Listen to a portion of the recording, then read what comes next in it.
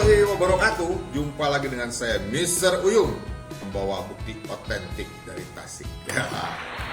Hari ini saya mau berbicara tentang pergerakan Hansip di Tasikmalaya. Kenapa saya tertarik dengan dunia perhansipan atau pertahanan sipil? Seperti baju yang saya pakai ini Hansip, ya. Karena saya merasa berhutang budi. Dulu nenek saya itu ternyata Hansip. Itu saya tahu setelah saya menemukan file berupa foto-foto lawas dan cetakan-cetakan yang memperlihatkan ketika nenek saya pelatihan Hansip di Tasikmalaya. Yang menjadi spesial karena itu bertepatan dengan tanggal 27 September 1965. Nah, seperti data di sini, ya. Berarti kurang lebih di bulan yang sama, ya, dari beberapa puluh tahun yang lalu. Nah, kalau kita lihat lagi, ini jarak itu sangat berdekatan sekali nih.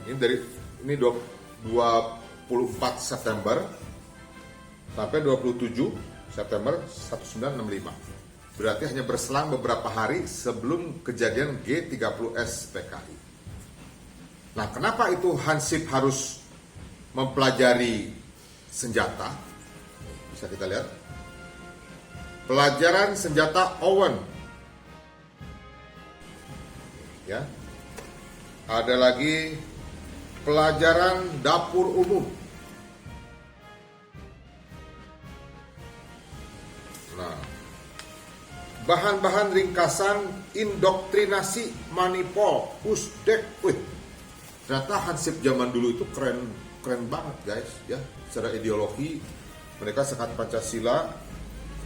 Nah, ini pelajaran perkemahan. Ini udah kayak mau ada keadaan darurat yang diharuskan warga sipil itu harus bisa membackup militer. Mungkin ya.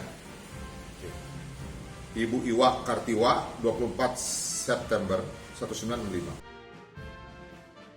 Pancasila. Tata susila Bintara bawahan. Tata upacara militer sampai ikut. Dan ini berlangsungnya itu di Pendopo Lama Tasikmalaya. Ini ada nanti fotonya. Baris berbaris. Nah, terakhir adalah persenjataan. Bisa kita lihat Hansip zaman dulu itu harus belajar bagian-bagian senjata. Ada laras, ekor, sandang, macam-macam. Tuh, komplit. Jadi memang tidak seperti kondisi Hansip sekarang mungkin ya. Hansip sekarang itu biasa kita temui kalau ada hajatan gitu kan. Mengamankan lalu lintas beserta drum di sebelahnya. Kalau zaman dulu tuh keren banget nih. Kalau lihat dari sejarah, banyak kejadian-kejadian seperti G30S PKI itu, gembong-gembongnya itu yang menemukan ya Hansip. Asalnya Hansip itu di bawah Departemen Pertahanan Keamanan, terus berpindah ke Departemen Dalam Negeri. Otomatis haknya dan kewajibannya mungkin ada perubahan atau pemangkasan sehingga dari Hansip Pertahanan Sipil berubah menjadi Linmas, perlindungan masyarakat saja. Saya lihat di beberapa laman media elektronik banyak membahas tentang Komcad. Komcad itu adalah komponen cadangan, pasukan cadangan militer atau sebuah organisasi militer yang terdiri dari warga negara yang menggabungkan peran militer dengan karir sipil. Komponen cadangan untuk melawan ketika suatu negara untuk mobilisasi perang total atau untuk mempertahankan diri dari invasi. Jadi mungkin dulu tahun 65 pun sudah dibekali Hansip itu karena mungkin sudah terdeteksi akan ada gerakan-gerakan yang mengganggu kestabilitasan nasional. Ya. Apalagi kalau saya lihat dari dokumentasi foto almarhum nenek saya, itu pada nenek saya itu hanya ibu rumah tangga saja. Jadi kakek saya dulu itu punya bis PO, perusahaan otobis subur.